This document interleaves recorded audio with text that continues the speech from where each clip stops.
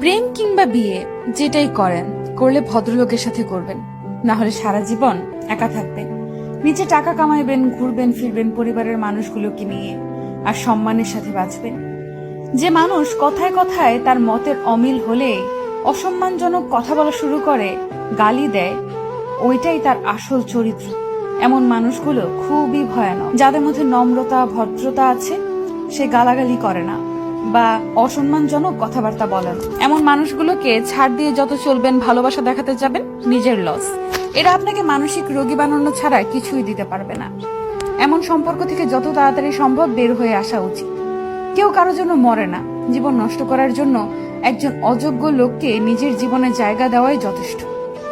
বারবার নিজের অসম্মান হজম করে নিজেকে না মেরে একেবারে এমন অসুস্থ সম্পর্ক শেষ করে নিজেকে মুক্তি দিয়ে দেখেন, আপনার জীবনে উন্নতি হবেই। একজন সাপোর্টিভ সঙ্গী পাওয়া ভাগ্যের ব্যাপার। যে মানুষের মাঝে ভদ্রতা আছে, তারা তাদের দায়িত্ববোধ সম্পর্কে জানে।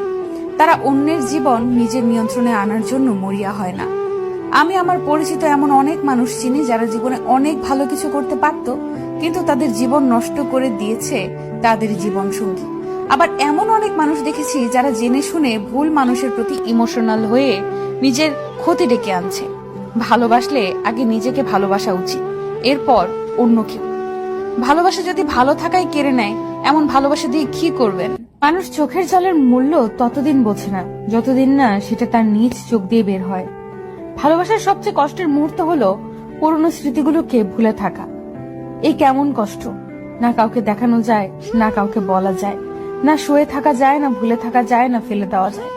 শুধু প্রত্যেকটা সেকেন্ড বুকের ভেতর অনুভব করা যায়।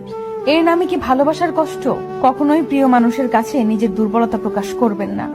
যদি আপনি প্রকাশ করেন, তখন সে আপনার দুর্বল জায়গায় আঘাত করবে। কখনোই কাউকে বেশি আপন ভাবাটা ঠিক নয়, কেননা কিছু সময় পরে সেই ব্যক্তিটি পর হয়ে যায়। কাউকে বেশি ভালোবাসতে যাবেন না, কেননা যাকে আপনি সবচেয়ে বেশি ভালোবাসবেন, সেই মানুষটি আপনার কষ্টের কারণ হয়ে দাঁড়াবে। যদি কেউ বুঝতে পারে আপনি তাকে মন দিয়ে ভালোবাসেন, হয়তো প্রথম প্রথম সে ঠিকই আপনাকে ভালোবাসবে, তবে ধীরে ধীরে দেখবেন পরিস্থিতির সাথে সাথে সে পরিবর্তন হচ্ছে। তখন আপনি তার কাছ থেকে দুঃখ, কষ্ট, আঘাত, অপমান, অবহেলা, প্রতারণা ছাড়া আর কিছুই পাবেন না। কুকুর মার খেয়েও বিশ্বাসী থাকে, আর মানুষ ভালোবাসা পেয়েও বিশ্বাসঘাতকতা করে।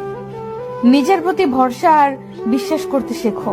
পথ যতই কঠিন হোক, রাস্তা তুমি নিজেই খুঁজে পাবে। ভালোবাসা এমন এক বদ অভ্যাস যেটার কারণে মানুষ এক মুহূর্ত আনন্দ পাওয়ার জন্য সারা জীবন কষ্ট সইতে দ্বিধাবোধ করে না। যতই রাগ উঠুক না কেন, রাগের সময় একটু ভেবেচিন্তে কথা বলা উচিত। রাগ কমে গেলে তুমি হয়তো ক্ষমা চেয়ে নেবে, সে ক্ষমা করে দেবে, কিন্তু যাকে কথাগুলো বলবে তার মনে সেগুলো চিরস্থায়ী হয়ে যাবে। সবাই ভালো ব্যবহারের যোগ্য হয় না। মাঝে মাঝে যে যেমন তার সাথে তেমন ব্যবহার করা উচিত।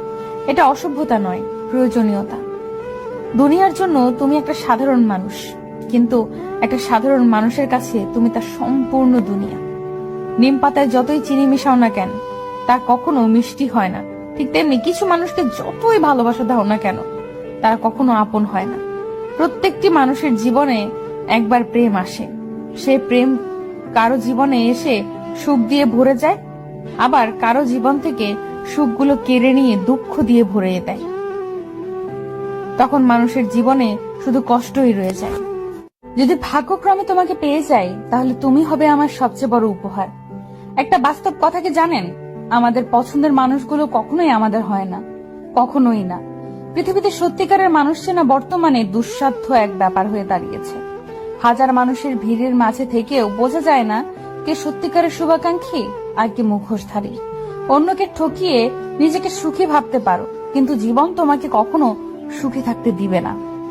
প্রথম প্রথম সবাই পাশে থাকতে চায়, পরবর্তীতে পরিস্থিতি অনুযায়ী সবাই বদলে যায়। যে আপনাকে চায় না, আপনারও তাকে চাওয়া উচিত না, তাতে অবহেলা দ্বিগুণ বাড়ে। যখন দেখবে মন খারাপ, একা একাই ভালো হয়ে যায়, তখন বুঝে নিও তোমার আসলে কেউ না। যারা তোমার আপন সেজেছে তারা কিন্তু আপন না। দোয়া ভাগ্য পরিবর্তন করার ক্ষমতা রাখে। কারো মোনাজাতে থাকতে পারি, সত্যি ভাগ্যের ব্যাপার। ভুলতে পারি না বলে কষ্ট দিচ্ছ, একদিন দেখবে সব কষ্ট সহ্য করে তোমাকে ঠিক ভুলে যাব। মূর্খের সাথে তর্ক না করে নীরব থাকাই উত্তম।